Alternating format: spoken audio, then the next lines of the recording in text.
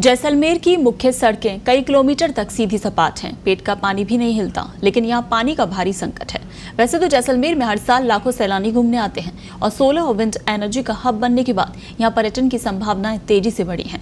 इसके बावजूद भी यहाँ अभी भी बहुत सी समस्याएं हैं। देखिए हमारे वरिष्ठ सहयोगी राजेंद्र तेणुक की ग्राउंड रिपोर्ट।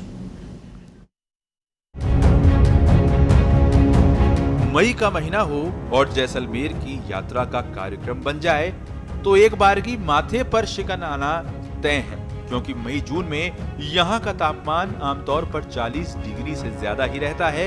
लेकिन जैसा आप समझ रहे हैं वैसा इस बार नहीं है। मौसम के उतार चढ़ाव और बारिश ने फिजा बदल दी है।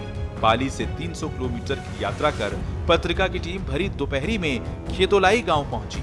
ये वही गांव है जो 11 से 13 मई 1998 के परमाणु परीक्षणों का गवाह रहा। सड़क से कुछ अंदर की तरफ बसे गांव खेतोलाई की तरफ गाड़ी घुमाई तो खेड़ी पर बड़ी संख्या में मवेशी नजर आए। हमारी आंखें ग्रामीणों को तलाश कर रही थीं, लेकिन कोई दिखा ही नहीं। ठेठ अंदर गलियों में जब पहुंचे तो एक दुकान के बाहर सेवानिवृत्त शिक्षक मानाराम बिश्नोई से मुलाकात हुई। बिश्नोई ने चाय पानी की मनुहार की, फिर सामने दिख रही पानी की टंकी की तरफ इशारा करते हुए बोले कि यहाँ पानी का भारी संकट है, कई दिन पानी नहीं आता। ये जैसलमेर जिले का खेतोलाई गांव है जो जगजाहिर है। पूरे इस गांव का नाम पूरी दुनिया में जाना जाता है। उसके पीछे बड़ा कारण है कि यहाँ 2 बार परमाणु परीक्षण हो रखा है। तो आज हम इस गांव में आए हैं। हमारे साथ में है मानाराम जी जो सेवानिवृत्त टीचर है। उनसे जानते हैं गांव में किस तरह के प्रॉब्लम्स है, किस तरह की सुविधाएं हैं, सरकारों ने इस गांव के विकास में कितना योगदान दिया। जी मानाराम जी। गाँव के विकास का ज़्यादा योगदान नहीं दिया इस गाँव के अंदर। तो हुआ था उसके बाद में बीमारियाँ फैली हुई है, मनुष्य में ज़्यादा कैंसर की शिकायत हो रही है, गायों में भी बीमारी है। बाकी गाँव की गवर्नमेंट की तरफ से गाँव को कुछ सहायता नहीं की गई। और हॉस्पिटल बना रखा है तो इसमें नाम मात्र है, अभी तक कोई पॉजिटिव वगैरह नहीं मिली। और बाकी पाइपलाइन जो पानी की लाठी से आ रही थी वो बंद है। और अभी जो मीठे पानी की है तो सीमित दे रहे हैं पानी के लिए, पशुधन के लिए, गाँव वालों के लिए बहुत प्रॉब्लम है। गवर्नमेंट हमारी तरफ ध्यान नहीं दे रही। ग्रामीणों से बातचीत के बाद हमने जैसलमेर की राह पकड़ी। जैसलमेर की मुख्य सड़कें कई किलोमीटर तक सीधी सपाट हैं, पेट का पानी भी नहीं हिलता। रंग रोगन और स्वच्छता के नारे देखकर बासनपीर ग्राम पंचायत भवन के आगे रुके। यहाँ कृषि पर्यवेक्षक मनीष कुमार से मिलना हुआ। उसने कहा यहाँ एक भी किसान नहीं है, क्योंकि किसी भी ग्रामीण के पास जमीन नहीं है। पंचायत भवन के बाहर बने एक शौचालय पर ताला लगा हुआ था। थैयात गांव का हकीमा राम ड्राइविंग करता है। गांव में प्रवेश करते ही पहली मुलाकात उसी से हुई। बात छेड़ी तो वो ऐसे नॉन स्टॉप बोलना शुरू हुआ मानो स्क्रिप्ट पढ़ रहा हो। थैयात में पानी की समस्या पर उसने भी सरकार को जमकर कोसा। सामुदायिक भवन में बैठे बुजुर्ग सांगा राम बाहर आ गए। बोले जैसलमेर से गांव की दूरी ज्यादा नहीं है, लेकिन पानी, बिजली और सड़कों के हालात देखकर ऐसा लगता नहीं है।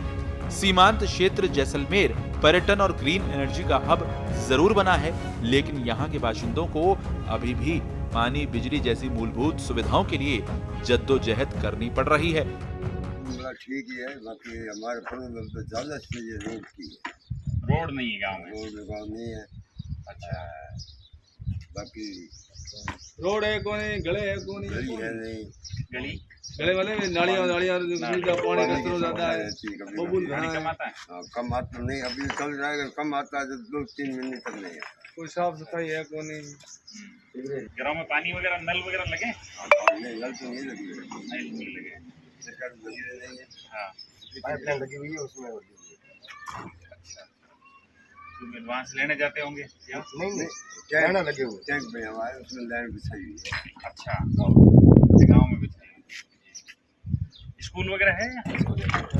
जैसलमेर में हर साल लाखों सैलानी घूमने आते हैं। जैसलमेर की इकोनॉमी में पर्यटन का बड़ा हिस्सा है। सोलर और विंड एनर्जी का हब बनने के बाद यहाँ पर्यटन की संभावनाएं तेजी से बढ़ी हैं, लेकिन यहाँ लपके बड़ी समस्या है। लपकों पर किसी तरह की रोक टोक नहीं है। सब में ऊंट और जीप की सफारी कराने वाले लोगों के पास ना तो किसी तरह का लाइसेंस और ना ही पर्यटन विभाग और पुलिस का इन पर नियंत्रण।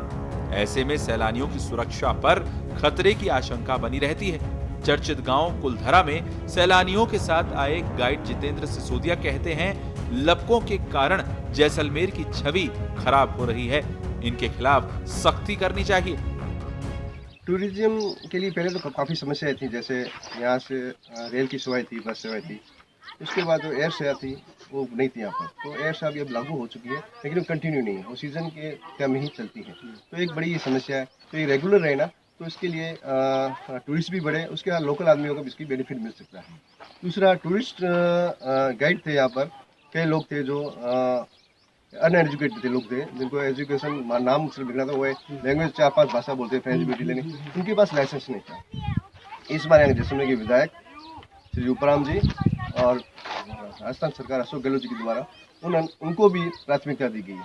उनको सिर्फ अनुभव के आधार पर उनको लाइसेंस दी गई है। इस बार 550 लाइसेंस जारी किए गए हैं, जिसमें 10वीं पास की उसकी योग्यता रखी गई है।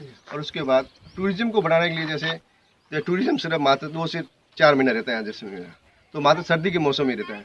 इस टूरिज्म को बढ़ाने के लिए अभी केंद्र सरकार और राज्य सरकार दोनों ने भी बॉर्डर टूरिज्म का एक नया स्कोप जारी किया। उसके अंदर अब डायरेक्ट आप बॉर्डर पर जा सकते हैं, आप देख सकते हैं आने वाले कुछ समय वहाँ टूरिज्म रात को एक विश्राम भी कर सकते हैं। तो टूरिज्म को बढ़ावा मिलेगा। तो जैसलमेर में रोजगार के 2 ही साधन है, एक तो है पत्थर व्यवसाय, दूसरा टूरिज्म।